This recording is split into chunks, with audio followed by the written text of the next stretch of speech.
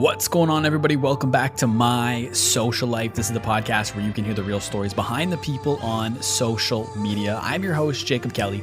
As always, today's podcast is powered by TRUFAN. And before we get into today's conversation with Connor Alne, there's a couple things that we need to go over first. Number one, if you enjoyed today's podcast, please consider leaving a rating and a review. The more positive ratings and reviews we get, the more it helps new people find the show. And it really helps to grow the community that we're developing here. And if you're one of those people that have recently found the podcast, welcome. I'm very excited to have you here. Make sure you subscribe and stay tuned for future episodes. I put out brand new interviews every single Monday and brand new takeaways episodes where I sit down by myself and break down the most recent interview of the week on Thursdays. And one final thing, if you enjoyed today's podcast, make sure to share it to your Instagram story. Tag myself at the Jacob Kelly and Coach Alne at Coach Alne, and I will feature you on the account and send you a message as well. And now, without further ado, let's get to my conversation with Coach Connor Alne.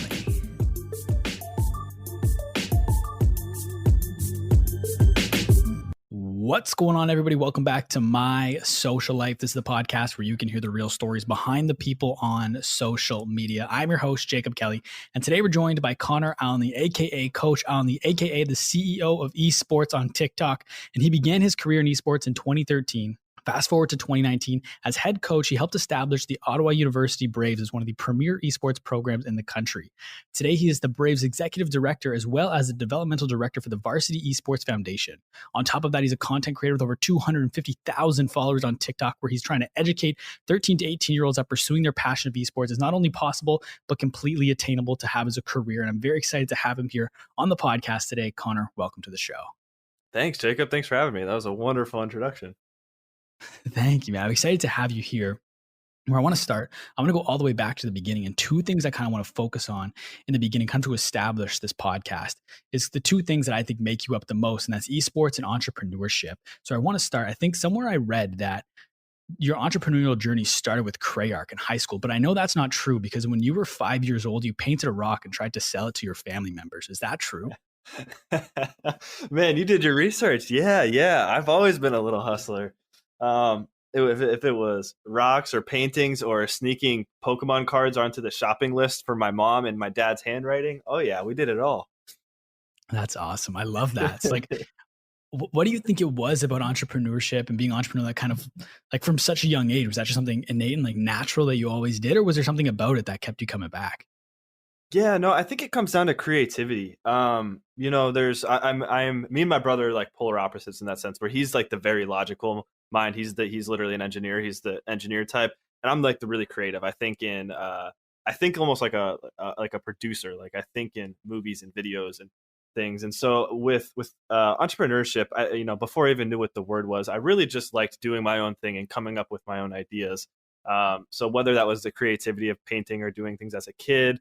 When I got a little bit older, as a lot of people do, I made up flyers and went around and mowed people's yards and all that stuff. I just loved the creativity of being able to do whatever I want without someone telling me I can do this or can't. You're not in a box, and I hate being put in a box. So I think that's what was like the real appeal to me. And so talk to me a little bit more then about Crayark, because like everything you did up to that point was a business, but Crayark was like your first real business. And so it was a semi-custom clothing line designed by teens for teens, and you started with your friend Austin Rash. So what was kind of the intent behind starting that business? Yeah, that was a fun little journey. So back then, so I was in high school. So we're in high school now. I'm trying to make money. I'm into cars, and you're a high schooler, so you want to have a little money. And what me and Austin ended up doing was we started wholesaling stuff from China. We bought like bracelets and necklaces and hats, and I would just literally sell them out of like the trunk of my car at like football games and stuff like that. So we started like, making some money, some decent money, but it wasn't a business, like, you know what I mean? It was just a fun little thing.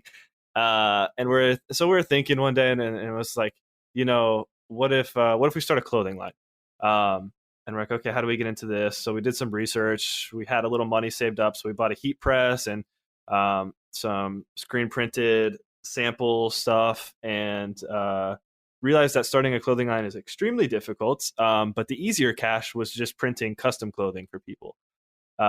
So we started doing some custom orders, which would offset the cost to try to do like our own clothing line. And that's where the semi-customizable came in, was that we're already doing both. So we thought it was a fun idea where we would have these designs for our line, but then you might be able to put your own number or signature or something like that on it.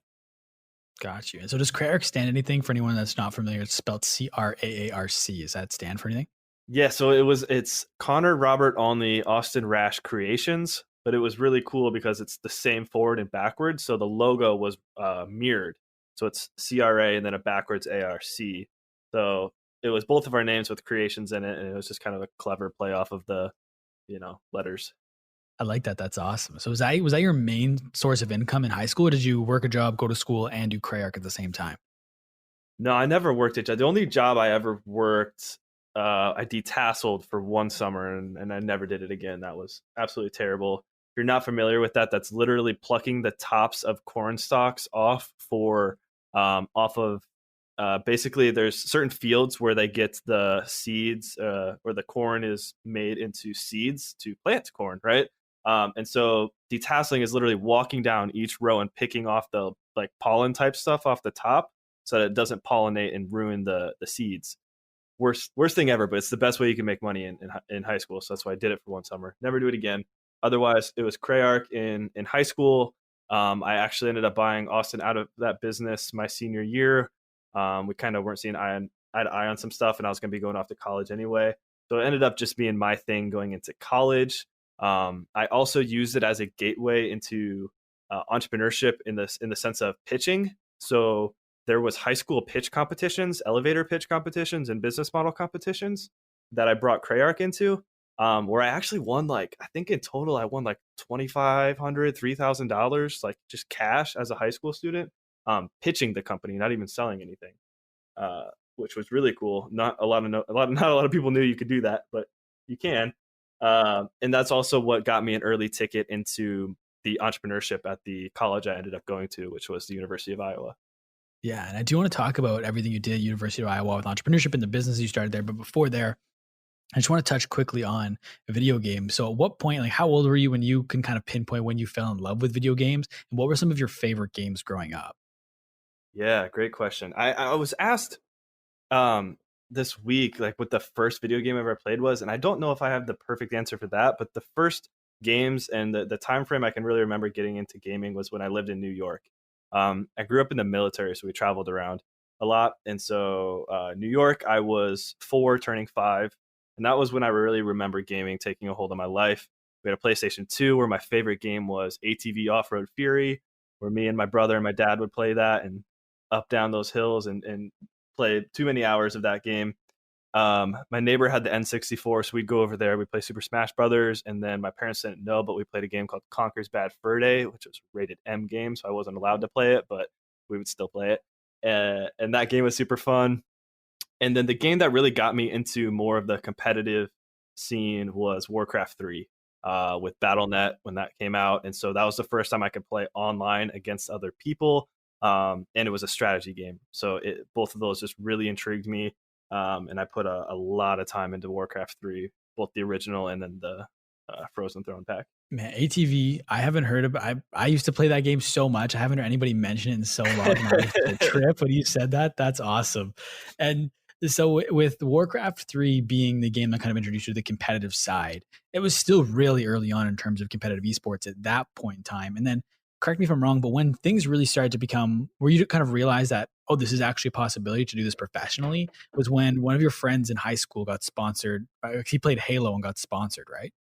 Yeah, that was I'd kind of lost my way from competitive a little bit. So Warcraft 3 was a really great game. I played that all the way through when I lived in New York. I moved to Germany for 3 years, and I could still play it out there, but I'm on different servers and things. And so I played it a lot there. Once I moved back to the States, we moved to Iowa, and at that point, I'm middle school, high school, just kind of trying to fit in.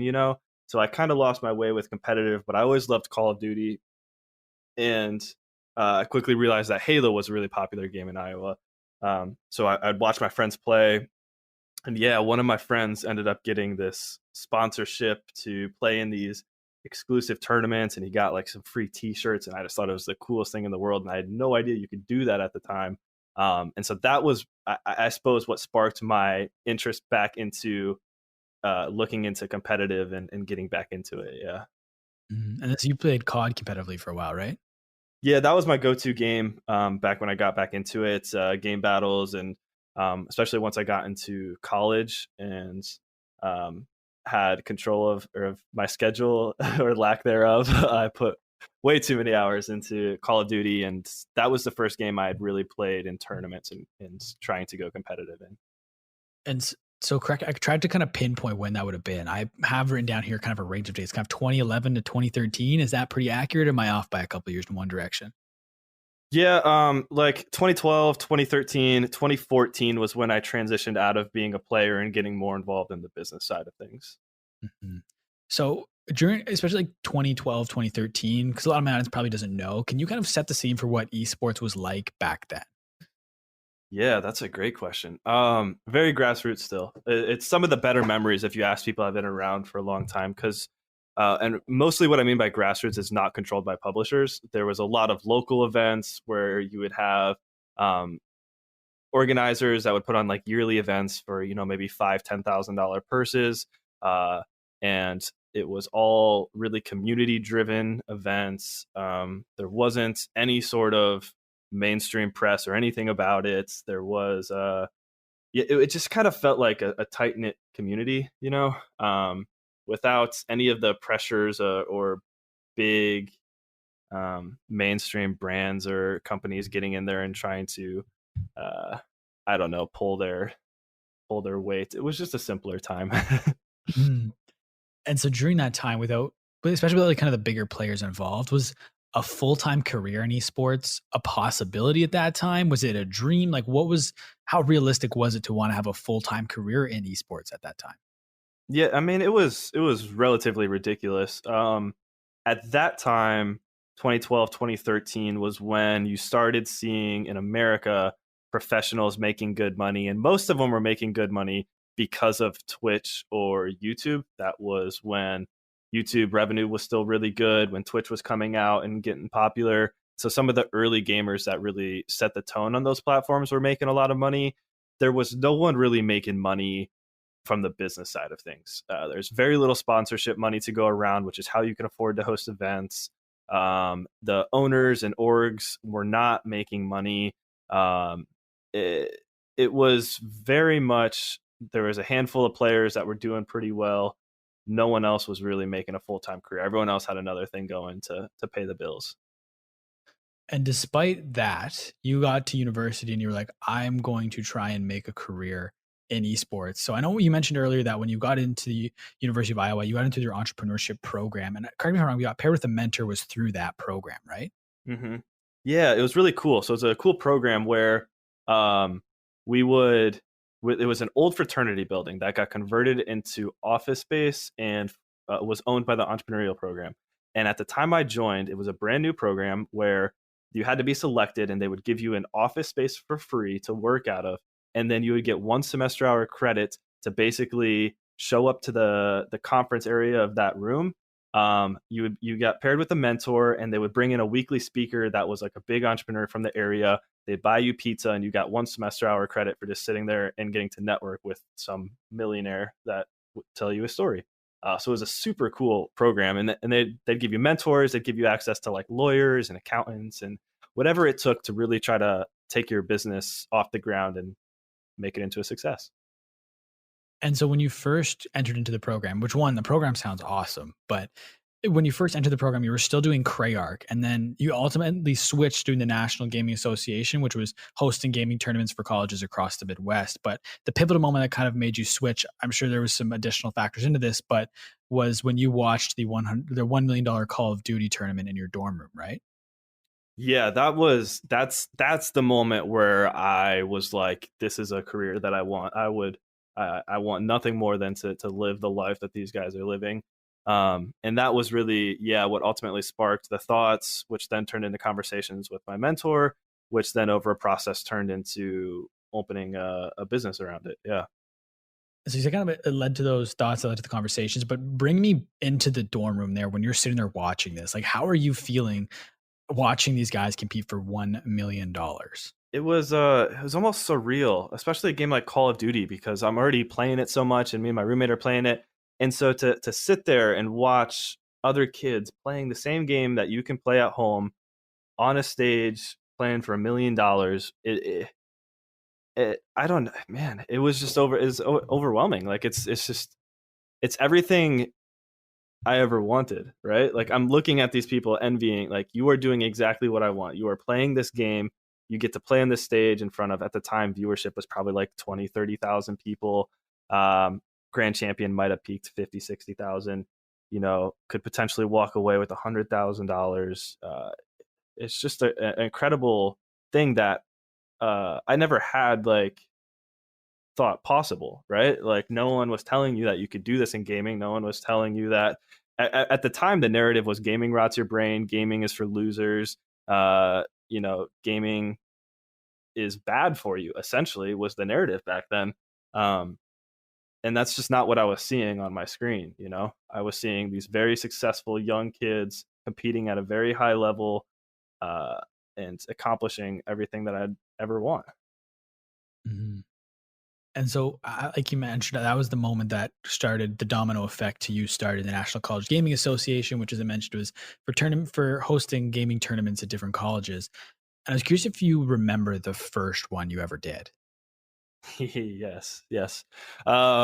So the first event we ever hosted was at the University of Iowa. It was in the winter.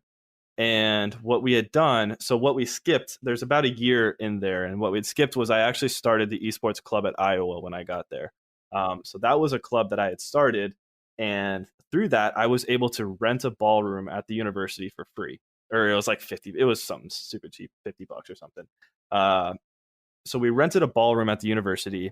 I opened up an Eventbrite page and said, we're going to host a Call of Duty and Halo event. I had maxed out my credit cards and I bought 8 of the Xboxes and monitors and everything that we would need. And we just started promoting it on social media and online. We actually ended up getting the Eventbrite page trending above, who was it? At the time, there was some presidential candidate or something coming through. And we actually got our page trending above his on Eventbrite, which was really cool. And then the night before the event's supposed to happen, we had like 16 total teams sign up, which was incredible. There was a blizzard the night before. And going into the event, every team had canceled except 3. I think 3 teams actually ended up showing up out of all the teams that had registered. They got to play on the little stage that we had made. It was an empty arena. It was a ballroom that was supposed to fit like 500 people. We didn't have any spectators. We had 3 teams show up.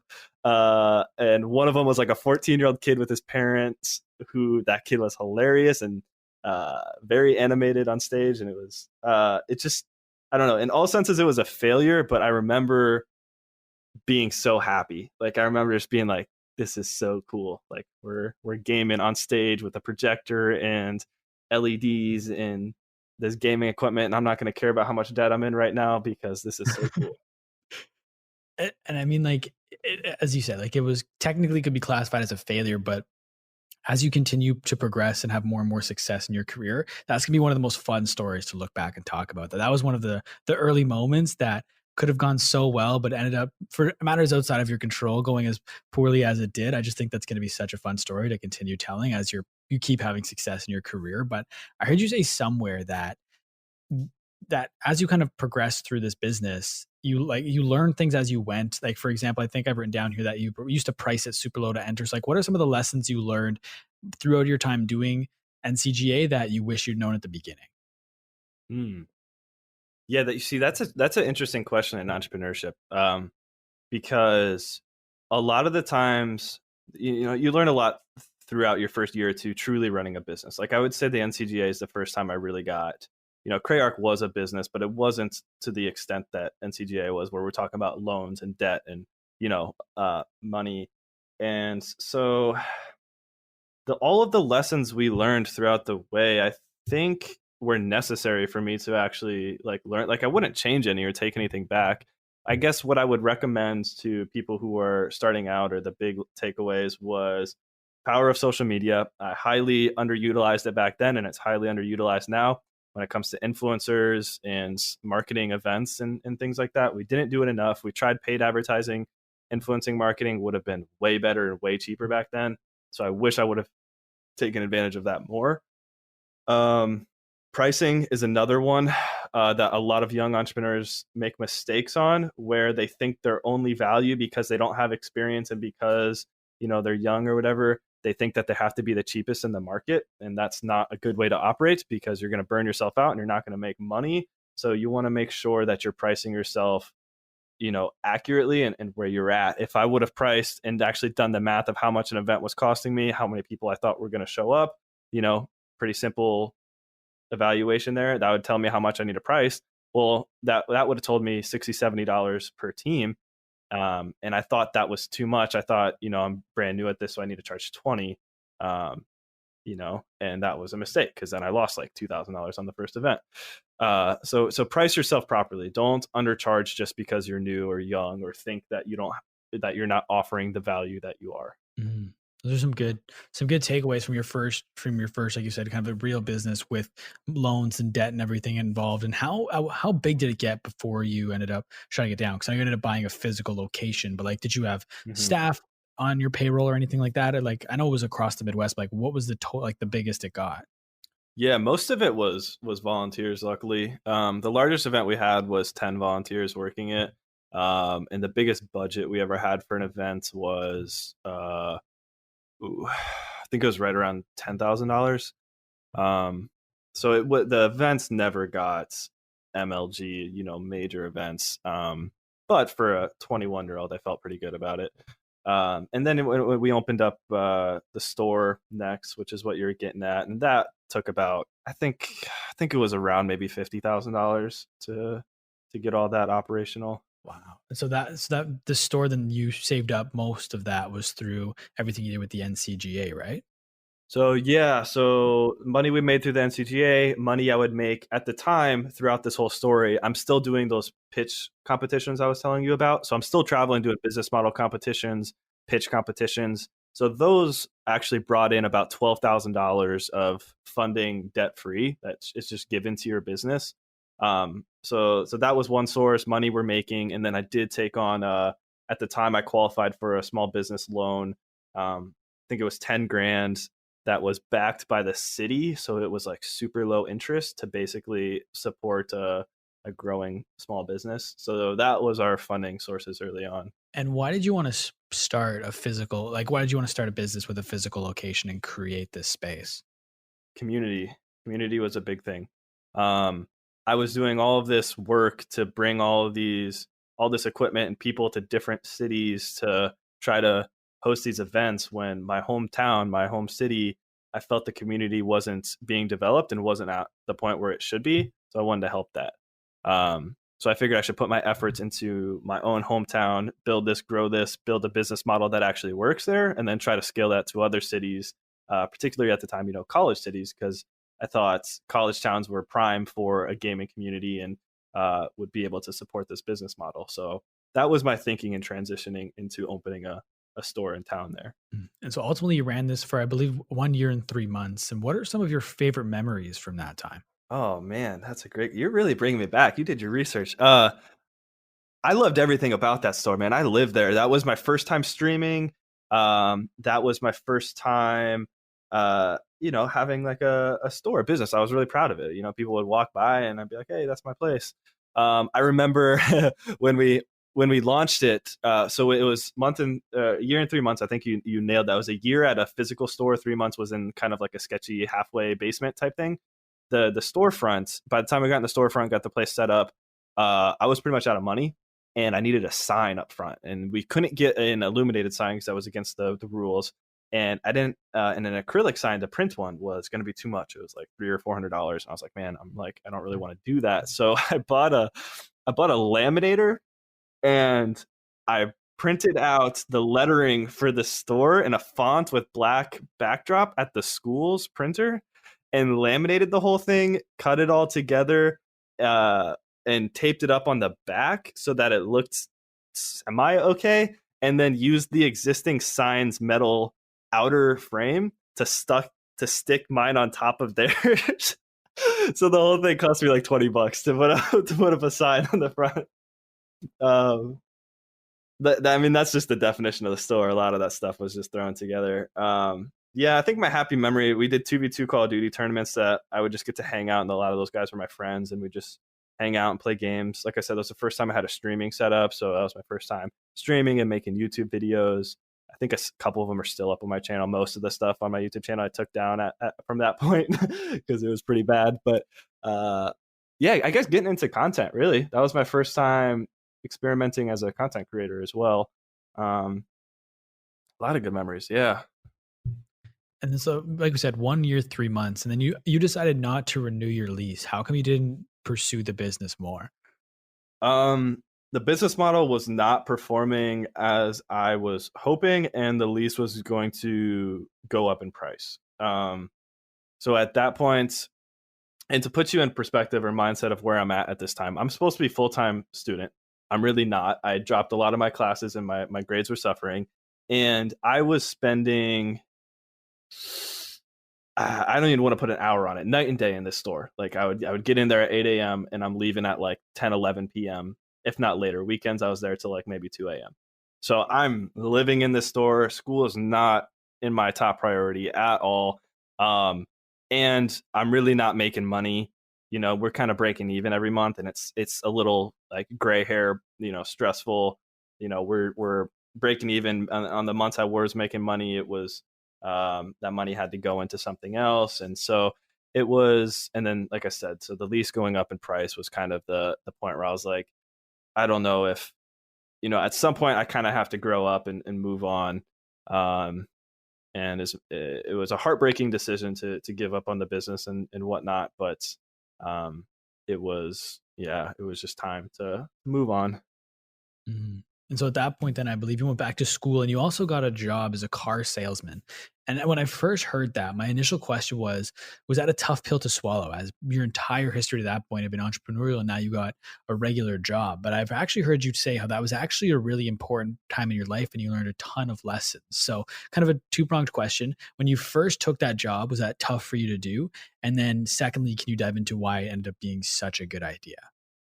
Yeah. It was incredibly hard. I was going back to school. I was trying to finish my degree at this point. I had just gotten out of like a long-term relationship, and there was just, so at the time I'm thinking I just lost my business. I just lost, my girlfriend. I just lost, and I don't even have I don't have a degree to show for this. I have nothing right now. And that was a pretty low point. And so I needed to make money. Obviously, I had to pay my rent. I was having to pay for this 2-bedroom apartment. And so I took the job selling cars. That was the first like full-time real job I've ever had to take. And I was incredibly, I almost want to say embarrassed at the beginning. I didn't really tell people about my background or what I'd done because I felt like a failure at the time. I put my heart and soul into this business that I'm no longer doing. And I don't even have a degree. I just felt like there was nothing going right in my life. So I didn't know what to talk about. And the first couple of months as a car salesman, I sucked at it because I had no confidence. I didn't know what direction my life was going to go. I didn't know what was happening. And that made me timid and a little, secluded. And it didn't make me a good car salesman at all.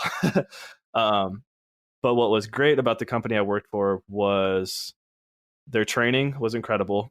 They don't just throw you to sell cars. Like they have their own academy that you go through classes and training, and it's at least a month process before you're allowed to sell a car. And at the time, I had really no sales experience. Running a business and being an entrepreneur, sales is extremely important because you are the salesman. You're the one driving revenue and I had no formal sales. In fact, my whole degree, I don't remember learning a single thing about actually selling. So that was why it was so crucial, was because I actually started to learn a valuable skill that I was going to be able to take on for the rest of my life. That 1 month, I think I took away more than my entire last year at school, to be honest. And so with that training, I started kind of getting my confidence back. I started feeling, better at myself. And I was like, hey, you know what? This happened, but I'm at the point where I need to make the most of this. And I'm selling cars. And if you sell a lot of cars, you can make a lot of money. And money solves a lot of issues right now for me. So I I started getting my confidence back. I started doing a little better at my job. I actually ended up moving from used cars to new cars, selling Kias. And that was when things really clicked for me. And within a month of being there, I became the top salesman at that dealership, started selling a lot of cars, started making decent money. And that was really when I started feeling like myself again. I got my confidence back. I was feeling good. And yeah, it was, and I knew how to sell. I had this really important skill that I didn't have before. I knew how to sell something. And like they say, if you can sell cars, you can sell anything. And I think that's very true. I love that. I think it's cool. Like you never know what's going to be that thing that's going to turn things around for you. So it's cool to hear that story. I think everyone listening, I think that's an important takeaway. And another thing you did there too, I just want to ask, this totally random, but you filmed like a semi-viral commercial when you were there, right? Yeah. Yeah, we did. That was one of my so yeah, like you just said, one of my favorite quotes is from Steve Jobs, where it's, you can't connect the dots going forward, you can only look at them going backwards. And I think that's very true for my story. And so one of my favorite parts about working at Kia, and I had a really great relationship with my manager, and our store was starting to do pretty well. So the company started trusting us with marketing and filming. And so they had a marketing team with a camera girl and some people that would come in, but we actually got the ability to pitch videos and ideas and stuff, which was really fun. And now, as a social media guy, that made me really happy, because that was my first experience actually like scripting and kind of directing and learning about that kind of stuff. And so, yeah, our dealership won an award for Dealership of Excellence from Kia. And we filmed this. We had this idea of, it was me and my friend Sean in front of the Kia Stinger, which was their sports car. And he was trying to teach me how to floss, because at the time flossing was really big. And so the camera rolls by us like teaching how to floss. And then the Dealership of Excellence award comes in focus. My boss like kind of like rubs it and goes away. And then it pops up with the text, it's not our dancing that makes us great. And it's like Kia Dealership of Excellence or whatever. Yeah, so we filmed that and we post it and get it on YouTube. And I think, I don't know, I haven't checked it in a while, but it was 200,000 views on YouTube, something like that, for a 13-second ad on our dealership. Not bad. If people wanted to go watch that, how would they find it on YouTube? Oh God, I don't even know. I think you search like McGrath Kia Dealership Excellence, maybe. I don't know. Those are the words that stick in my head. I don't remember what it was called, but yeah, I just remember being like, oh my God, this got views. Yeah, that's awesome. I'm trying to find that after this. But so while you're working there, things are going well for you, but at the same time, you're still in school. And earlier I asked about your mentor, and I asked for a very specific reason, because fast forward to now, your time at Kia, your mentor sent you a very important job posting in Ottawa, Kansas. Could you remember when he sent it to you? Yes. So I had the same mentor for a very long time, and he knew what was going on with me and my job at selling cars. And I just graduated, or I was just getting ready to graduate. And he sent me a job. It wasn't actually the job at Ottawa. It was a different esports job for a college looking to hire someone to start a varsity esports program. He sent that to me at the beginning of December of 2018. And at the time, that was a point in my life where things were back on the uprise, right? Like now I'm confident Connor again. I'm selling cars. I'm making more money than I ever have. I'm starting, get my life back on track. And at that point, it had probably been a couple months since I'd really talked about esports. Esports has always been a thing. I was always researching it, watching it, doing it. But I'd finally, things were kind of coming back, in a good way. And I was just trying to enjoy that moment. I wasn't super stressed out about what's my next step in esports. How do I get back into that? I was just trying to, give me a couple months, let me ride this out. And then he sends me that text, and I got thrown right back into the world.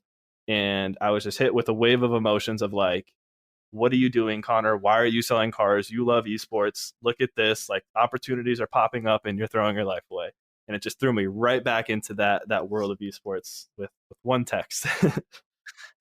That's awesome. So then talk to me about so ultimately you said that wasn't working with the Braves wasn't the first job posting he sent you, but ultimately talk to me about when you ended up interviewing with the Braves. What was what did the team look like at that point? I know it hadn't started yet, but was there really nothing in place other than an idea that they wanted a program? Like, how did it look when you flew in for your interview? Mm-hmm.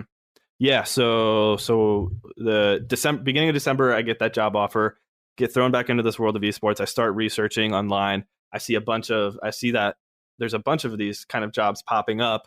I find out about the one in Ottawa. I'd actually applied to like 3 or 4. I find out about the one in Ottawa. I get a call with them beginning of January 2019 to kind of go over their idea, what they're looking for an esports coach, and they really catch my attention. They tell me, hey, we have this old auditorium that we want to convert into an esports arena, and we don't know how to do it, and we don't know what we're doing, and we need someone that has a little bit of business experience to help us run this. And I'm like, that's me. That's perfect. So I do a second phone call with them online, and then they fly me down at the end of January. And at the time, I can't tell anyone this. Car sales is very cutthroat. I didn't feel like I could talk about it. If they know you're thinking about leaving, you just get fired. So I had to keep it secret. I flew down. I must have just like taken a day off or lied or something, and then I had a day off during the week. And so they fly me down end of January to meet everyone at the campus, to show me where they're thinking for the esports arena. But ultimately, at the time, like your question, there was nothing there. There was no one there that knew what esports was, and there was no one there. It was just an idea. They had passed the athletic director had agreed to add esports. That was it. So my interview process was very mixed because at the time the job listing is head coach, right? And it falls under athletics. So half of my interview was with other coaches there, and I've never been a coach. I'm not from that world. I'm from esports, and I had history training with kids because of my training center. But it's a very different world to sit down in a room full of college, football and basketball coaches asking you questions. So half of the interview was that, me feeling a little out of my element. The other half of it was them asking me, like, what is esports? How does this work? What video games would you play? What do you play on a team? Like, they just had absolutely no clue what esports was or anything about it. And the point that I think I won the job over was because there was 3 other people that made it to the point where they flew them out, I think. So, it's waves of interviews to narrow down. They fly out the final contestants. And I think the reason that they went with me over the other ones was we're all sitting in a room and they asked me a question. Like, they were asking me like what my rank was in a certain game and how I feel about coaching it. And I just looked at all of them. I said, hey, if you're looking for the highest ranked player with the most game experience for this game or this game, I'm not your guy and you're wasting your time, because that's not what I'm here to do. I'm here because I've experience in esports and business, and I believe I have the best shot at taking your vision and turning it into a successful team, and that's why you should pick me. And I got a call about 4 days later with a job offer. That's awesome. So then ultimately you move out to Ottawa, Kansas, and talk to me about how hard it was to find an apartment when you made that move in the middle of January. It was the worst thing in the world. It was because you can't live. So like, there's some student housing, but you can't live in there because you can't have, coaches live with students or whatever. That makes sense. It's a very small town. It's a college town, and then there is like American Eagle as an employer, and like that's it there. So the only place I could find, and we're also talking about a 2-week span. Like, I got the job, and then my start date was like in like 2 weeks. So I found one apartment available online with some pictures, and I call the guy and he's super excited. He's like, yeah, man, you're going to love this apartment. Got brand new carpet, brand new appliances, all just touched up. No one's lived there since we renoed. Like, no worries. You're going to love it. I'm like, okay, cool. Paid my deposit over the phone. Never saw the place. Was like, yep, U-Haul, give me the address. I'll be there this weekend. Keep in mind, at the time, I'm living in a luxury condo in Iowa City with granite countertops and, my own room and a washer and dryer right down this. And I'm like happy, and so this guy's selling me. I'm like, okay, cool. This is going to be fun. I get there. It's a 1-bedroom apartment. The walls you can like flick through, like they're paper thin. You can hear everything. There's no overhead lighting except for one light in the kitchen. Living room doesn't have overhead lighting. Bedroom doesn't have overhead lighting. There's the bathroom there's no storage, there's no shelves, there's no outlet. The only thing that was new was maybe the fridge. I think the fridge might have been new.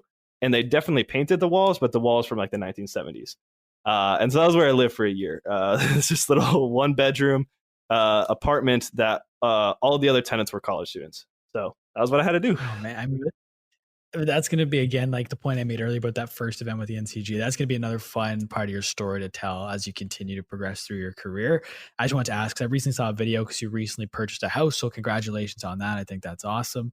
But then once you get this apartment and you're in Ottawa, you go to the school now for your first day. Like you said, they had an idea that they wanted to do esports, but that was essentially it. Where do you start at that point? Ooh, yeah. So how I started was I put together a 30, 60, 90-day plan for how to get it going. And then I put together a 5-year vision plan for the program. Because that was very important to me, because I wanted to make sure that everyone was on the same page of what this program is going to become, because I knew I was going to have some very heavy asks. And I was fortunate because we were starting the program with a fairly big check that was already donated. And so I knew that I needed to make sure we all understand what this program can become. And this goes back to my sales training a little bit, so that I could break it down and justify why I'm asking for what I'm asking for. So my 5-year plan of what this program was going to become, my main points were, this is going to be the first college esports program with a fan base. And what I mean by fan base is social media followers and people showing up live to our events to cheer us on. That was not a thing in college esports at the time. The oldest esports program at the college level at the time had like 200 followers on Instagram. Like, fans were not a thing at the college level. So that leads into the second one, was that we wanted our esports program to be leading the industry for live events. We wanted to make sure every time our team competes, people can come out live to watch. And then the final really big task was that I wanted to become the first athletic program self-generating its own operating budget through sponsorships, endorsements, social media, and merchandise sales. That was a big goal, because that is, if you look at like D1, like football programs, they make all of their own money. They own the trademarks, they make all of their money, and that's why they get to do whatever they want with their money. And I wanted our esports program to get to that point. So then we broke it down. Okay, how do we do this? Well, the first step was we needed to build the arena, because the arena was going to be one of a kind, and that's what's going to initially draw in the first wave of recruits. And then I needed to get some student leaders on campus that were going to help lead this program for me next year. I knew I needed kids on campus that could talk to the recruits, that could, help me through some things. And then the next thing I did was I built a recruiting system. Back to my sales training. Recruiting is very important, especially when you're starting out a program. You want to be able to get the best kids possible, but you also have to be within your means. We can't give out full ride scholarships, so we need to work with what we're given to make sure we're getting the best talent. So I built a recruiting process to attempt to do the best that I could in that field. So those were the main areas that I focused on early on. And you don't have to give away any of your secrets here when it comes to recruiting, but this is more just like a personal question. But how do you do scouting for esports? Like, that's something I've tried to put the piece together how that's done. And I was curious if you kind of shed some light on that. Yeah, so it was very difficult. It's getting a little bit better. So there are some traditional recruiting athletic sites that esports lives on. One of the big ones is Be Recruited. There was a decent amount of students on there. If you were involved in high school esports, you were encouraged to make a profile on there, so we could at least find kids that were participating at the high school level off of that site and draw them. The main issue with that site was that you had to message them on the site, and kids very rarely checked that site for messages, or you had to email them. And again, kids don't check their emails. So the only way I was successful with that site was I actually sales funneled that site into an email list, into email campaigns that would go out to get them to either enter our Discord or to reach out independently. So basically, I would just mass email regularly these people on this site to attempt to get them to see one of my email subject lines, open it, and then join our Discord. So I did that, and I found a couple of kids that way. There's some live events. Live events are definitely better. So there was a Comic-Con event in Kansas City that we went to, and we got a booth to recruit for that we had actually ended up getting 2 really good students out of. So those live events, those sites. And then ultimately, Discord and Twitter, but mostly Discord. So there's a lot of different Discords for video games that you can post into, saying, hey, if you're looking for scholarships, we have it. There's some high school dedicated esports servers where you can enter as a recruiter and reach out to kids. So kind of a combination of those. Now our program's at the point where it's either referrals or you can apply to our site. We get a couple thousand inquiries through our site just to join our program now. Otherwise, it's through referrals or hand selecting like some top level kids. When you're a top level player, kids talk, and so a lot of the times they know each other, or at least they know of each other. So we'll do more of a referral thing where they'll get a tryout, and we'll see how they mesh with the team, and that's how we pick our top level players. Interesting. And speaking of like meshing with the team, when did the team get together in person all together for the first time? We had, so there was a couple of kids currently at the school that we entered into a competition in March of 2019. It was a very thrown together League of Legends team, which is hilarious because League of Legends isn't even one of the games we offer, nor have we ever offered it. But we had 5 students at the school that were willing to sign up. So that was the first time we stepped foot into esports, and those guys got together. The first time the full team came together was the middle, I guess the end of August. So after move-in, there was move-in like Wednesday, Thursday, Friday. That Saturday, was it that Saturday? Yeah, that Saturday, we all met in the arena and had our first team meeting. And we actually did, a lot of it's on YouTube. I filmed and edited 2 YouTube videos a week since we started the program. And we did a content series called like Content College, I believe was the first one we filmed, where it was the whole team getting together and building the equipment that's now in the arena. Okay. And so how is the season structured? Because you said League of Legends isn't one of the games that you offer, but you offer multiple games, I believe. Overwatch is one. Rocket League is one. I believe there's another one that you offer. So like, how does the season look like? Do guys on the team play every single game, or do they specialize in games? Like, what does it look like from a season for esports? Yeah, so you come in for one game. So like for next year, we have Overwatch, Call of Duty, Fortnite, and Rocket League. So you come in for one of those games. Every single one of those games has either 2 main competitions, one in the fall, one in the spring, or a preseason in the fall and a main season in the spring. So it's played year round. Each competition usually lasts for 2 to 3 months, one semester, and then 2 to 3 months, another semester. Okay. And then so for yourself personally, like you said during your interview, you weren't the most qualified coach that was applying, but just general esports knowledge and being able to build a program, you're the best qualified. So how do you go about kind of educating yourself how to properly coach all these players at the different games? Because for people that don't fully understand esports, there's so much nuance, skill, and strategy that goes into it. Like, how do you teach yourself that in that probably 6-month window for when the team finally arrives, that you can teach them all and coach them properly? I mean, the short answer is you don't.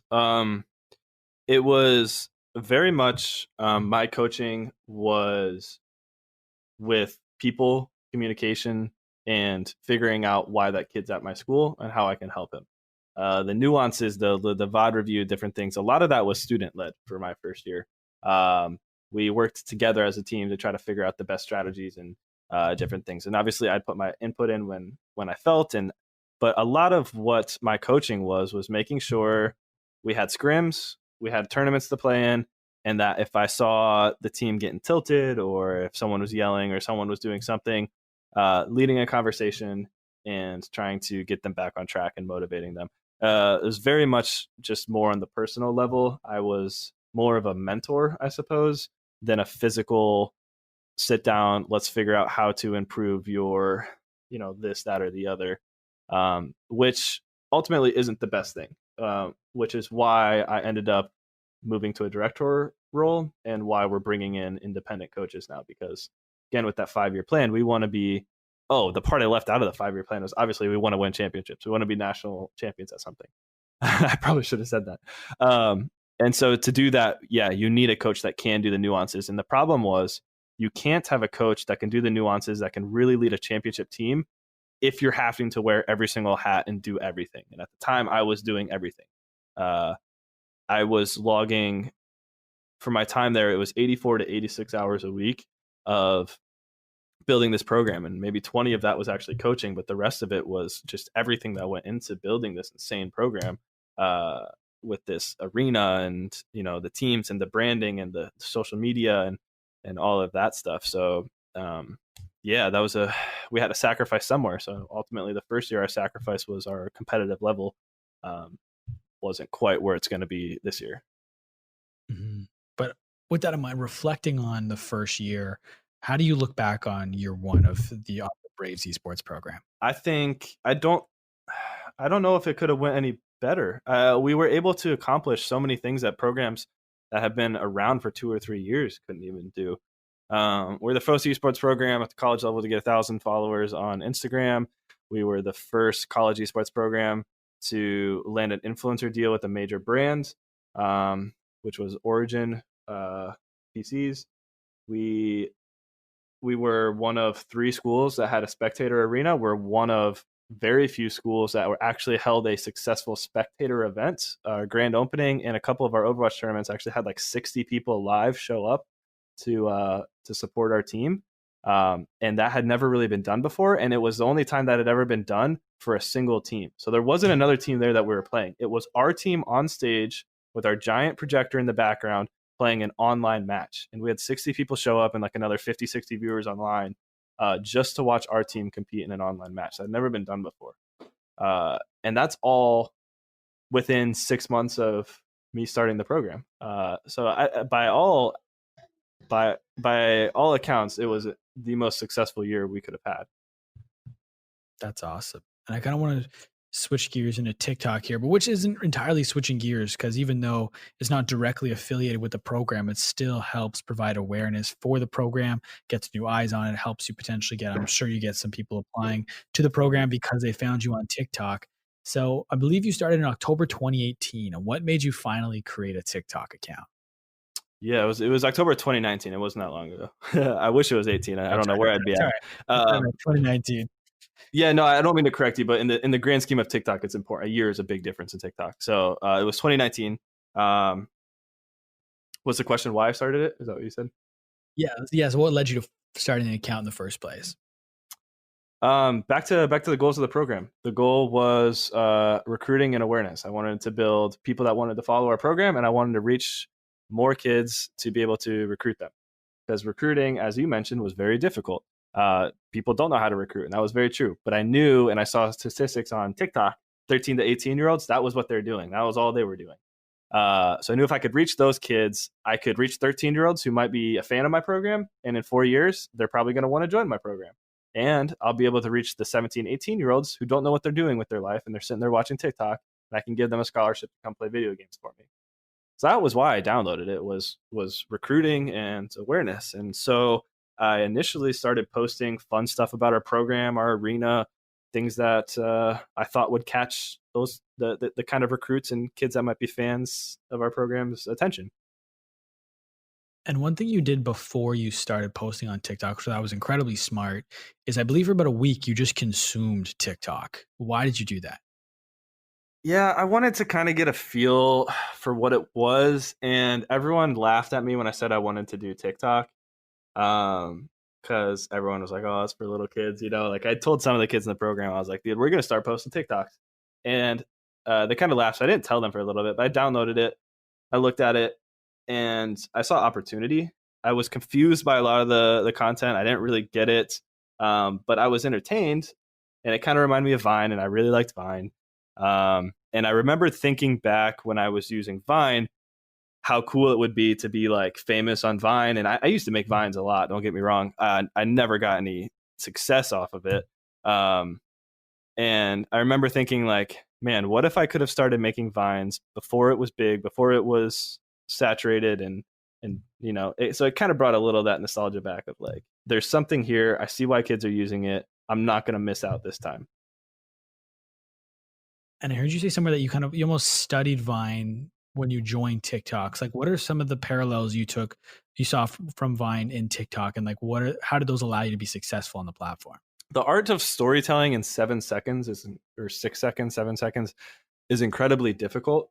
But but it also just makes sense with kids' attention spans nowadays.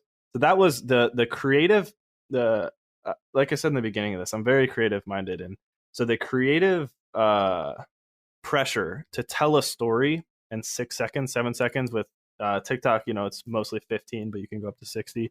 Um, it presents challenges that are really fun, so you don't get dead time. You have to be able to use with what you're given to be able to tell a compelling story or punchline, whatever. And so that challenge is what's really fun. And then, there's just certain things about making short form content that are very similar. The fast cuts and the delivery and the way you tell a story in short form is very different than the way you tell a story in a novel, right? Like you have to grab your attention in the first couple of seconds, and then you kind of wean them into the climax, and then you end it. And, potentially that's where your ask is, or that's where you close it or engage or whatever. So the format for TikTok and Vine was very much the same. Grab the attention, get them excited about it, and then punchline. What are some of your other tips for TikTok? I saw somewhere that you recommend to post 4 hashtags and the same 4 hashtags in every TikTok, because that way the algorithm will learn kind of what your niche is on the platform. What are some of your tips for someone that's just joining TikTok? Yeah. That's the tough question, because even since I've done that or posted about, they've changed it. It's constantly changing on how you stay relevant on TikTok and what the algorithm is doing, or how you hack the algorithm, quote unquote. I think that the only things that are still consistent from the first time I posted till now on how you quote unquote hack the algorithm is you have to consistently post. TikTok is extremely vicious for relevancy. To stay relevant on TikTok, like your channel will be dead and you are not relevant if you don't post on TikTok for like a week. Like you're done. You have to restart. So you have to be posting at least once a day, if not 2 or 3 times a day. Was what I did. I posted 3 times a day for at least I think like the first 6 months I posted 3 times a day. Your relevancy goes away really quickly. So you need to be consistent with your posts. And then the thing with TikTok is it's not if, it's when you're going to get a viral video. And the success of your viral video will depend on what kind of brand and content you've posted around it. If your first viral video is like your first one or your 5th video, you're probably not going to see that much engagement, because people might click on your profile, but they don't see anything there. They're not inclined to follow or whatever. But if you get a viral video 100 videos in and you've been making good content for a long time, your return on that's going to be much higher. So it's what I call controlled luck. It's posting enough, posting often enough, and to where you're feeling more comfortable on camera, naturally you're going to get better. Your first video versus your 100th video is going to be way better. So the more you do it, the better you're going to get at it. And then when you do get your viral video or your moment, the better you're going to be able to control that. The more you're going to be ready for it. The more your channel is going to have a brand, so that when that kicks off, your brand can kick off. Mm-hmm. No, I love that. Not only is it your brand too, but it's just the back catalog that people can then go and binge, right? Because I always tell people Exactly. it's very rare for someone to follow off of one individual exposure. It takes them watching multiple videos or reading multiple tweets or whatever it is before they actually consider following you. So if you have the content that they can go back and binge, that's going to help increase the likelihood of them actually following you.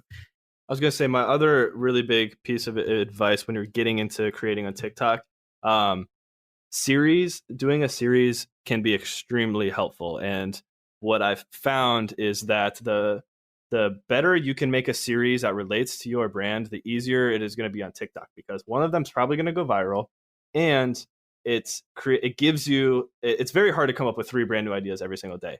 But if you have a series that has some sort of consistent branding that people are can recognize really quickly, it's going to catch their attention. They're going to watch it, and it creates it's easier for you as a content creator to check in back every day and know what you're going to be posting. So I would say, if you're getting into it, be consistent, 2-3 videos a day, and try to do a series around something that you enjoy. That's probably going to be what kicks off your brand to begin with on there. It's perfect that you brought that up. That was literally my next question. I have written down here that your crazy video game facts was doing really well. And then your gaming college 101 is just absolutely crushing. I know it went viral on Twitter as well. So it's awesome that you brought that up. I think that's great. But the next thing I want to ask you, what is the esports community like on TikTok? It's growing. Actually, so gaming is number 2 category on TikTok now.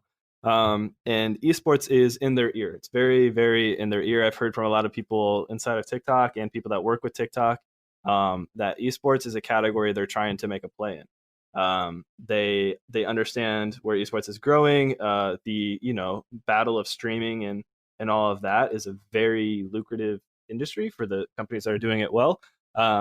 And TikTok's aware of that, and TikTok wants to control eyeballs, right? They want to control where you're spending your time, and so they know that esports and gaming is potentially a very strong outlet for them to be able to get more of your attention. So it's growing. I dubbed myself the CEO of esports. Well, I didn't dub it. People called me it. I didn't come up with it myself. Just if anyone's like, I just rolled with it because that's what people were commenting.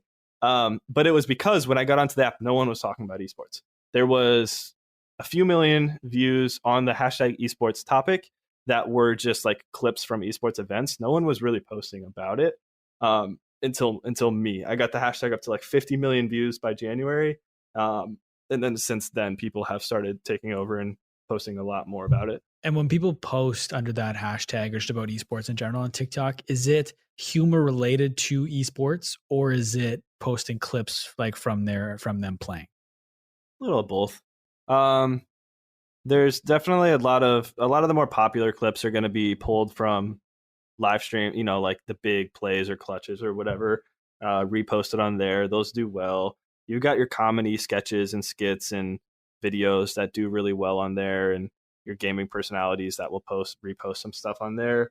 And more recently, so a lot of my videos are educational, right? Like I have sarcasm or humor in a lot of mine, but a lot of it can be educational.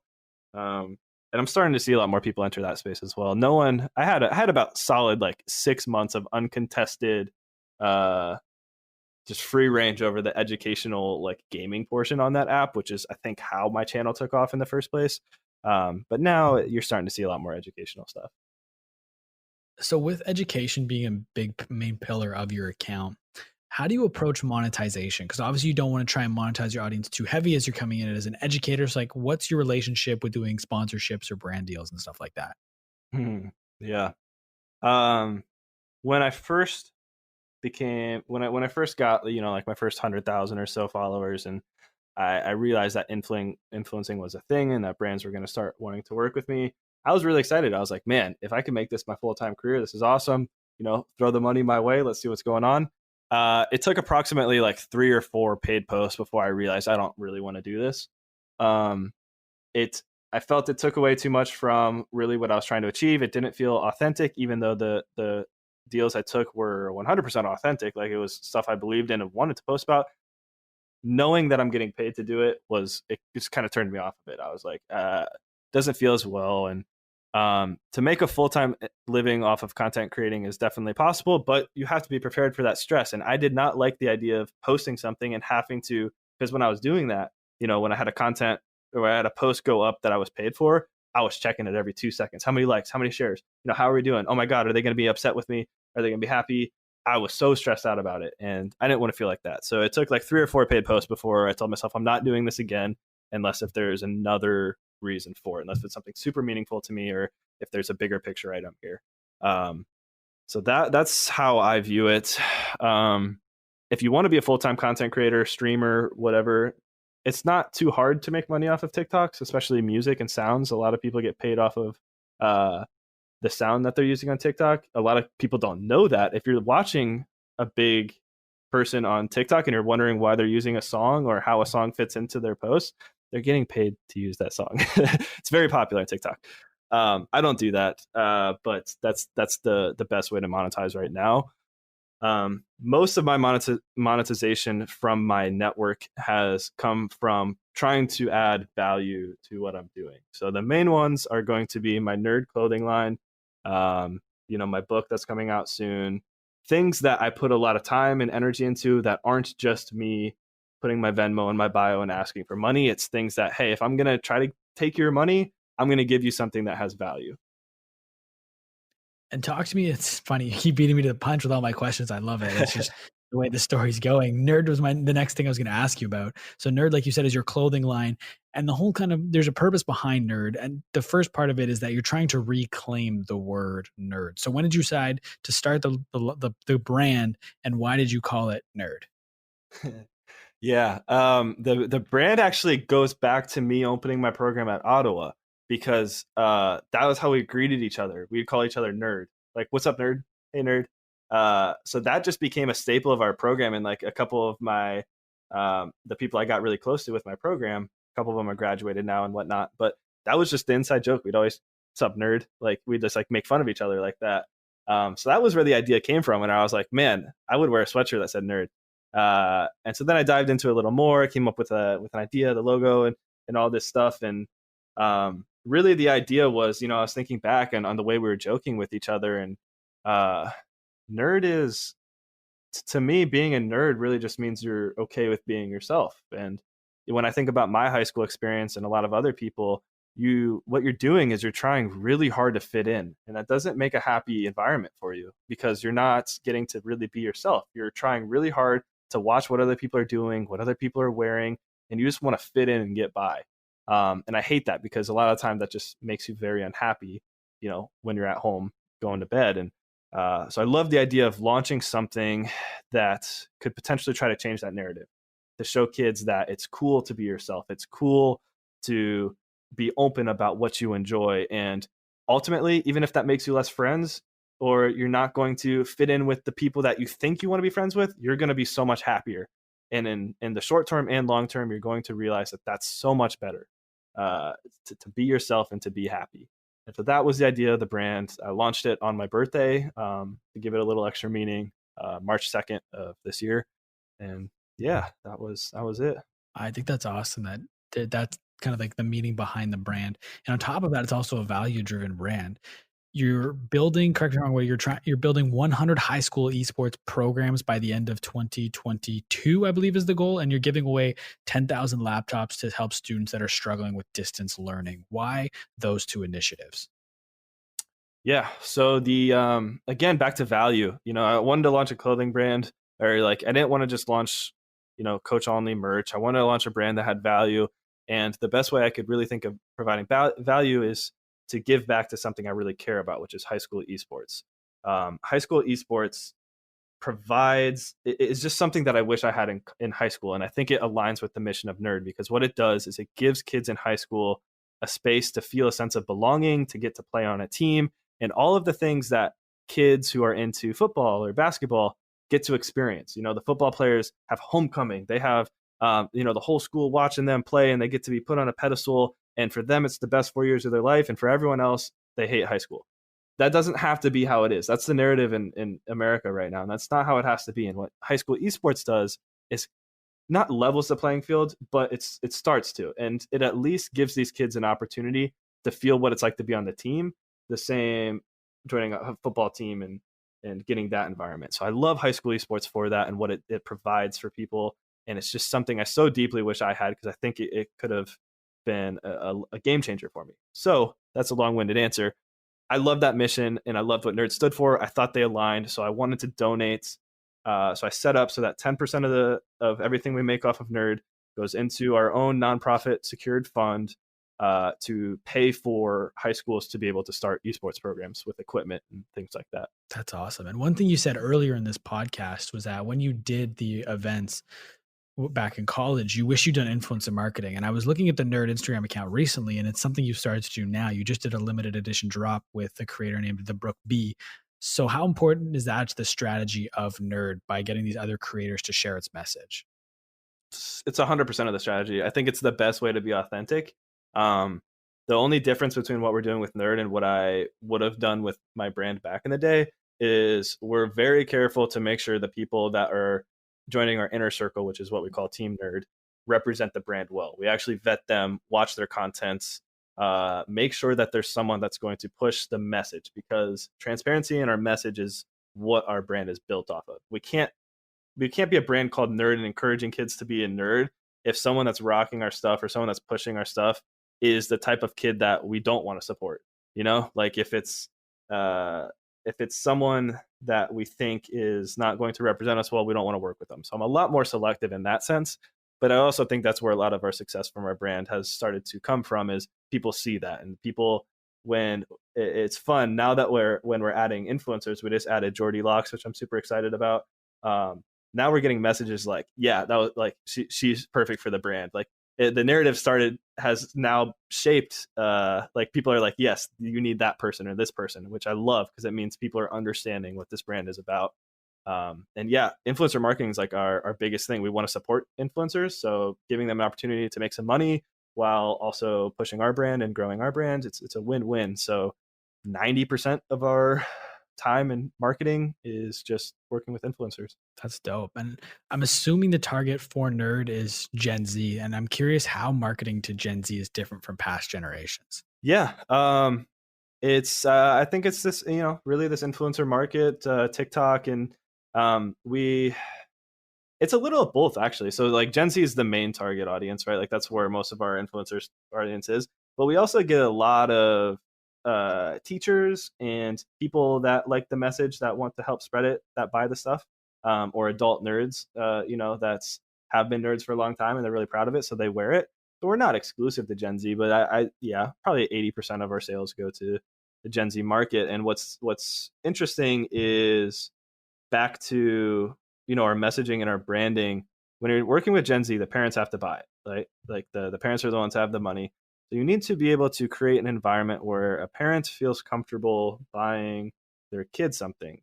And so the brand actually means a lot when we can show these different influencers that are wearing it, and we have our message across like every page that you click on and thing that you do on our site. It's because being you is what matters most. Parents can identify with that. Like that's a message that your mom tells you as a kid, like you're beautiful, you're the most beautiful person. Like your parents always hype you up, or at least I hope they are. And that's okay. And it's a message that identifies with both of them. It's like the parent feels more comfortable buying it because they like the message, and the kid wants to buy it because they see their favorite TikToker wearing it and they think it's cool. I kind of want to change gears from Nerd over to competitive esports, or back to competitive esports, I should say. Is it a challenge in terms of recruiting, and even both for the college level and at the pro level, where the players more often than not have most of the leverage? Yeah. That's a good question. It depends where your program is positioned. Some esports programs are very much just clubs that will take on anyone and have about an average amount of scholarship money that they'll give out. And you say yes, great. If they say no, whatever. So there's a lot of programs that really aren't aimed at getting like the top talent or whatever. They just want to drive admission to their school. But then when you're talking about the programs that are very goal oriented, championship winning teams, yes, it becomes very, very competitive. And I think ultimately what we've decided and what programs do is like, yes, you want the top level player, but no player is worth it if you don't think they're going to be, if you don't like their attitude. And so we don't run into too much, and players know it. If you're a very toxic player, if you're trying to like pretend like you're all that, or like we really, really need you, chances are we're just going to stop trying to recruit you because it's not worth our time. We'd rather take on another kid who's maybe a little bit lower skill level, but who's going to be a good kid that's going to listen to us, that's going to work hard for our team. Because ultimately, most of the players aren't going to go pro. Most of these players are going to do very well in college. And like with our program, we're hoping that they go on to get a job in esports. That's the more important metric that we track, is job placement after graduation. So I don't really care if you're a little bit higher rank or something. If you're gonna be a diva or give us, like I'm so good, we're probably just going to move on. And I think with talking to other coaches, a lot of them feel that way too. And they also have the option to go pro. That's the thing with esports, is like, if you don't want to go to college and you're that good, you can try to join a semi-pro team and grind that way. And that's what I'd tell the kid. If he thinks he's that great, make it through contenders and let's see where you're at. And that'll kind of maybe put them in their place if they think they're all that, but clearly they're going to your college for a reason or interested. And so I don't ever like to think that we're not at again, back to my sales training, I'm never going to pretend like, I don't want to act like we don't provide the value that we do. We're not going to underprice ourselves. Back to full circle, back to underpricing. I'm not selling $20 passes anymore. I'm selling $70 passes and you're going to pay it, or we're going to find someone else who will. I'm not going to sell you a $20 pass just because I think you're a little bit better or whatever. So I think just holding your ground and knowing the value that you provide at your college is ultimately how you get those better players. And so I kind of have a two-pronged follow-up question to that one. So you mentioned how most of your players within your program aren't going to go pro, but the objective for you guys is to get them placed within jobs in esports that might not necessarily just being a player. So what does your program do that educates them and gets them prepared to go pro within esports? Is it just the experience of playing on a competitive team that separates them from the competition when applying for jobs, or how do you go about preparing them for the industry? No, it's a lot more about networking and experience. So the tournament aspect is really big, but what we do with our players is we want to figure out what their actual goal is. So if their goal is to go pro, great, and obviously I would love to send some players pro. But as long as kids are realistic with themselves and they're like, okay, I'm probably not going to go pro, we try to spend the first year or two just nailing down what job in the esports market they're actually going to be interested in. So let's say it's social media managing. So from there, we're going to try to help him get an internship or get some, if we can't at least get him an internship or do something in the social media space, guess what? I'm going to let him run the social media for our program so you can get experience that way. So it's not just building tournament experience, because that's not necessarily what gets you jobs. It's building internship and entry-level experience in the field that you want to go into in esports, and then spending the last year or two of your college networking on LinkedIn and Twitter and Discord with people who will potentially be in a position to offer you a job once you graduate. So networking is really huge. And that's through them building their own relationship and us teaching them how to build those relationships. But then also that's a lot of the value I provide to our program, and why the school keeps me around is my network and who I'm able to connect these kids with or send their resumes to once they graduate. So that's equally on me and my job to build my network and build those relationships with esports employers to help these kids get jobs. But then we also train them on content. We do last year we did a thing called Content College, where we spent a week. Every single day was a different social media where we trained them on how it works, algorithm. We'd bring in a speaker that works within that space, Instagram, Twitter, LinkedIn, YouTube, to teach them the ins and outs of all of that. Because no matter what in esports, social media and esports go hand in hand. And so we want to make sure they're educated on all that as well. This next question might be a bit of a generalization, and people can get a lot more info on this by following you on all your social channels. But for someone that's not a part of your program, maybe even someone in high school that wants a career in esports, but doesn't know where to go, and they don't, like I said, they don't have the advantage of being in your program and having those connections and all the education you'll provide. What is your advice to someone like that wants to get into esports, but just doesn't know how? What age range? That's the big differentiator. I'll go someone that's late college, recent graduate.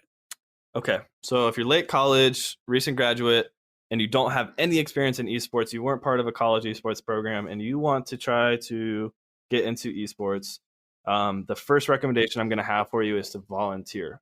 Figure out who the esports playmakers are in your region and try to volunteer for them. Any and all events and tournaments you can go to are going to be good. Even if you don't want to be a tournament organizer or work in events, you need to at least immerse yourself into the scene to start understanding how it works, meet some friends, and immerse yourself in the environment. Take at least 6 months to just go to every single esports event you can and ask questions. And most importantly, try to volunteer for those events and programs and teams. And ultimately, yeah, that's your initial goal for the first 6 months, is find out who the esports playmakers are in your area and try to build a connection with them and volunteer your time. You're going to spend the next 6 months to a year doing that same thing, but trying to broaden your network. So now that you've networked with your local area, try to connect to maybe some more national events, some national level stuff. Use your social media, Twitter and Discord, to start building a brand for yourself. Again, networking. I always tell kids, like on whatever game it is, let's say Call of Duty. If you want to go pro in Call of Duty, the first thing you should do as a 14-year-old is follow every single pro in Call of Duty and respond to all of their tweets and start building a name for yourself, because they're going to start recognizing that. And after 4 years, they're going to recognize your name. And if you're really good, that's going to lead you to getting DMs answered that wouldn't have normally happened. You can do the same thing as a professional, except network with the professionals and the people that are the playmakers in your whatever you're trying to get into in esports, social media, partnerships, sales, managing. whatever, connect with all of them on social media, start building a name for yourself. I usually say it'll take a year or two before you're prepared to start making an ask and to put your resume out there. Be like, okay, who wants to hire me? You got to get that year or two of experience in first, or else you're not going to be taken serious, or you're not going to be given a good job or opportunity. I think that's great advice. I think a lot of people can get impatient and they want to get to the top right away. But I think like you said, volunteering is such a great way to get experience and get in the door, because to get paid experience, you have to usually have some other form of experience to even get paid experience. So starting volunteering, I think, is great advice. And the social media, the power you have with social media to be able to reach people is insane. So that's awesome. And it's esports. There's not a bunch of money. Like, you're not paid. Full-time paid positions in esports right now are very competitive and very hard to get. So, and that's why volunteering works, because everyone needs more help. We're all overworked, but there's very few full-time jobs available. So yeah, you got to wiggle your way in somehow. Mhm. And I want to talk a little bit more about your social media. We talked about TikTok, but I was curious about what your approach to YouTube is right now. I know you're sitting at about 5.8 thousand subscribers, but like, how is your approach for YouTube? Is that kind of, in terms of content, your next biggest focus outside of TikTok? Yeah, I love YouTube as a creative outlet, for long-term content. I mean, that's really my strategy. Is obviously TikTok's the short-term, or the short-form content. YouTube's the long-form content. I'm not a streamer. I don't do streaming anymore. I've found that I enjoy YouTube because of the creative opportunity it gives me to tell a longer story. And a lot of my YouTube strategy over the years has been documentation of where I'm at with my life and what's going on. And while I do think people might be interested in it, and people that want to get into esports may want to go back on my videos and see, are they able to watch my journey, which I think is cool. But it's also for me to be able to look back and see and remind myself of where I was at and where I'm going. I'm kind of, my approach to YouTube is, obviously I view YouTube very highly. It brings back memories of my favorite YouTubers and stuff. And so for me to potentially be one of those people for someone else is obviously feeds my ego, and that sounds cool, but it's not that same appeal as like the money and stuff. Like, I'm fortunate where I have jobs where social media and money are not a thing for me. Like, I don't need to make money off of social media. I'm good. So that buys me the freedom to create and post what I want, which I appreciate. So YouTube, I really just document my life, and I share advice and things that I wish high school me knew. That's my approach. One other element of your social media strategy that I thought was interesting is you recently started a Snapchat show. What was the motivation behind that? Yeah, that was a short-lived show, to be honest. I realized it was to further connect with my audience. So I am very interested in where kids are spending their time, especially the high school age kids, because those are the esports fans and the people that I need to connect with to either recruit for my program, to build fans with, or primarily those are the kids I want to help.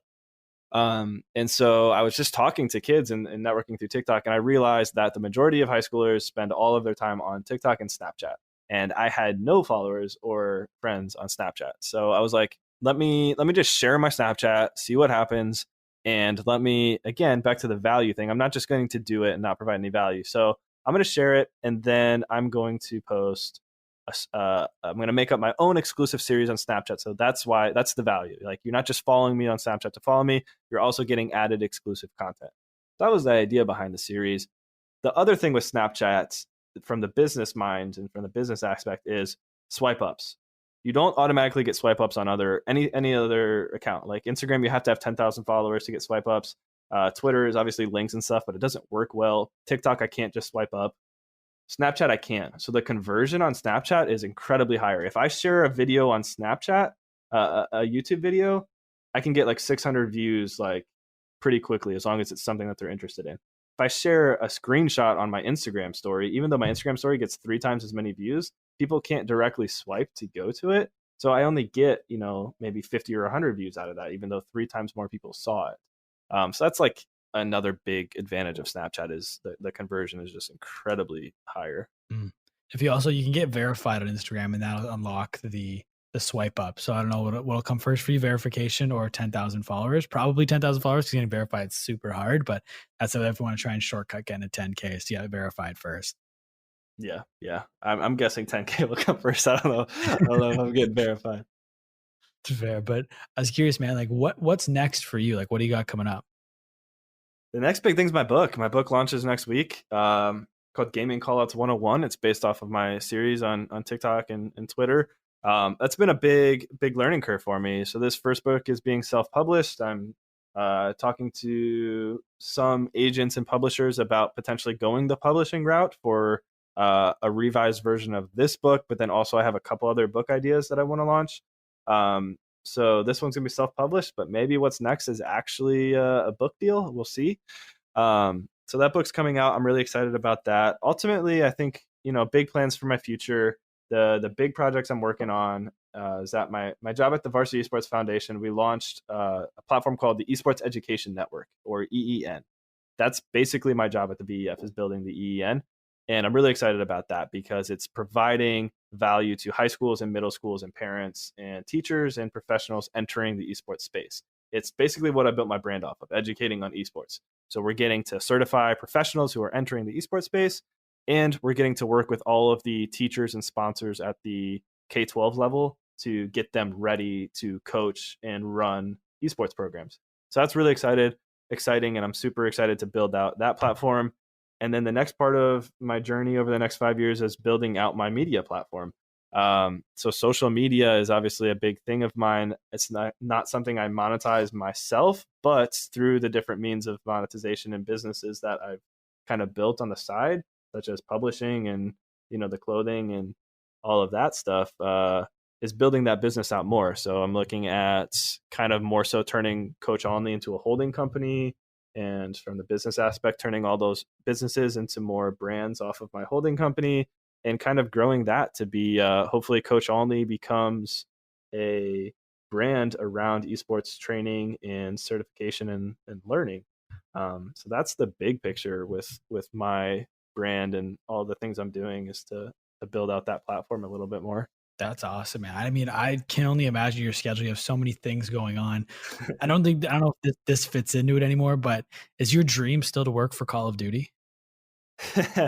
I probably, man. I mean, yeah, but no. It would depend. It would depend on what the job is. Like, I just drop everything to be a desk worker at Call of Duty? No, I wouldn't do that. The only projects and tasks I'm interested in taking on at this point revolve around media. If I get to create more, if I get to be in front of the camera, or if I get to be doing something revolving around media, yeah, I'm there. I'm done. I'm not interested in a desk job or working for anyone at this point, really. While I technically work for people right now, I get to make most of my own schedule, my own time. I have the freedom to basically do what I want right now. And I don't see me giving that up for, for anyone right now. That's fair. And do you ever take a moment to kind of look at where you are now with multiple different ventures on the go? You're looking at turning Coach Alne into a holding company. You're going to be your own holding company, back to that kid that discovered competitive gaming playing Warcraft 3. Do you ever reflect on from where you were at that point all the way to where you are now? Yeah, I try not to forget. I think it's a big motivator for me, and reminder of where I was at and what I've been doing. I don't think I look back at the Warcraft 3 as much as I look back at when I closed my store, and what I was doing back then. I think, going into, I mean, without getting into too much specifics here, what I can say is, going before I became an esports head coach, as a car salesman, and going into that situation, I wasn't at a particularly successful point in my life, right? Like, I had student debt, I had debt from my business. And then when I went into my head coaching position, it wasn't a necessarily high paying position. And then I was living in this 1-bedroom apartment, and so from sitting in February in a 1-bedroom apartment in a state that I have no friends in, no family in, making a average salary. I look back at that, and then I look at what we're a year and a half later, and I have since moved into, a beautiful house that I love. I've built me a lair. I have a home studio, a home podcast studio, a home recording lab. I have, to go from to do all of that in a year and a half is what I'm so incredibly happy about. But then I remember it took me 6 years, 7 years of getting here and taking on debt and learning all these mistakes to be put in the position to where I can act on all that and make it work. Did that answer your question? That took a spin. I didn't know how to put that. No, that was good. That was good. Before I let you go, I want to ask you the same question I ask everybody before I end each podcast. And I kind of like to flip the script with the last question. So instead of me asking a question, it's you asking a question, but it's not to me. So imagine you have this crystal ball and you can ask this crystal ball any question, you'll get the 100% honest answer. What is one question you want to know the answer to? Oh my God. That is such a good question. What is, can I take a second? I want to get this right. Oh man. Yeah, 100%. One question I want to know. Man, this one's taking me. I think man, I'm having a hard time with this question because every time I think of something I want to know the answer to, I don't know if I really want to know the answer to it. Like what does esports look like in 10 years? That would be a great thing for me to know so I can plan for it and make sure that I'm not building an entire career into something that's going to plateau and die in 5 years. Obviously, I don't think that's going to happen. But also, that's part of the fun is not knowing. Like part of the fun is building this. So I can't think of a good question to ask myself in the future that doesn't take away from the fun of, because essentially that's what a lot of us in esports are doing right now. We're setting the foundation for what this looks like for the future, for the kids. We're building this out. So I don't know if I want to ruin that with a question. I think the question I'd love to know is maybe why kids are afraid. What's I'm trying to think of the right way to phrase this. A lot of kids are hesitant about coming out about loving video games or wanting to go into esports. I would love to know the true reason behind why kids are nervous to say what they want in life. What point in a kid being raised or a child being raised do they develop to where they no longer feel comfortable sharing what they actually feel and they need to put on some sort of mask? I think that happens a lot especially in America. I don't know if it happens everywhere, but I imagine it does. I think a good question to know is at what point does that happen? What are we doing wrong in society to make kids feel like they can't be themselves? That's a really good question. I think it's a question that I think makes sense with everything you're doing with your brand. And I think I love that your brand is trying to tell kids that it's okay to be themselves. And I think that's a really powerful thing that you're doing. So I just want to applaud you for that being one of your missions that you're on. Well, thank you. Yeah, it's something I'm really passionate about. Yeah. But I want to thank you for taking the time to be on this podcast. I want to give you the floor. Where can the people find you? Plug anything and everything you got right now. Hey, yeah. Social media, if you just search Coach Alne, that's how I'm going to pop up on everything. Instagram, Twitter, TikTok, YouTube. Those are all my platforms that I post regularly on. If you want to, my website, Coach Alne, coachalne.com, that's going to be updated soon, but a lot of stuff you can find there. Gaming Callouts 101 is going to be released on the 22nd at gamingcallouts101.com. Nerd's the big one. Nerdbrand.gg is the website. Nerdbrand.gg. That's where you can go to support the brand. We've got a couple different designs up right now. We launch limited edition stuff every month to support creators. Yeah, that's the plugs. Go check it all out. Awesome, man. I want to thank you once again for taking the time to be in this podcast. I want to thank everybody for listening. Whether you've listened the entire way through or you only listen to bits and pieces, I really appreciate you taking time to check this out. Everyone do me a big favor. Go and follow Coach Alne on social media. I'll make sure everything's linked in the show notes down below. By the time this podcast is out, his book will be available. So make sure that's linked as well. Go and pick up a copy of Gaming Callouts 101. And also while you're there, cop a hoodie from Nerd. I'll make sure that's linked in the show notes down below as well. And also follow the Ottawa Braves esports team. I'll make sure all of it, everything will all be linked in the show notes down below. And if you'd like to follow me, you can find me on Twitter and Instagram and at the Jacob Kelly. Feel free to come and say hello. My DMs are always open. If you'd like to follow the podcast, you can find us on Instagram and at My Social Life Podcast or YouTube by searching up My Social Life. Thank you once again for listening, everybody. We'll talk soon.